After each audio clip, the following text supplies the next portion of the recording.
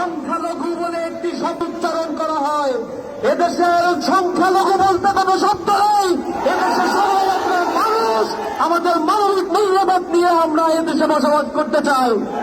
একতার বাংলাদেশে আজকে যারা এখানে উপস্থিত হয়েছে, গণ্যমান্য ব্যক্তিগণ, বিভিন্ন সম্প্রদায়ের লোকেরা, তারা আজকে যে বার্তা এখান থেকে ছড়িয়ে দিয়েছে, আমরা আশা করি আমরা এই দেশকে নতুন উদ্যমে, তারুণ্যের উচ্ছলতায় আমরা এই দেশকে গড়ে তুলতে চাই।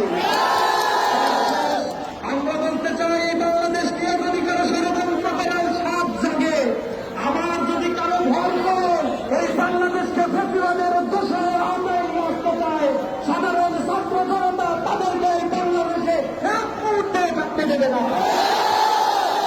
বন্ধুগণ, এই বাংলাদেশ আমাদের, স্বাধীনতা উত্তর এই বাংলাদেশে নিঃশ্বাস ফেলার মতো অবকাশ আমরা পাই নাই। আমাদেরকে নানা ধরনের ত্যাগ দিয়ে এদেশের মানুষের বাক স্বাধীনতা, সাংবিধানিক মানবিক মূল্যবোধকে কমিয়ে দেওয়ার জন্য চেষ্টা করা হয়েছে। আজ মানুষেরা জেগে উঠেছে, জাগ্রত মানুষের কণ্ঠস্বরকে রোধ করার মতো কোনো চক্রান্ত করার মতো কোনো শক্তি নাই।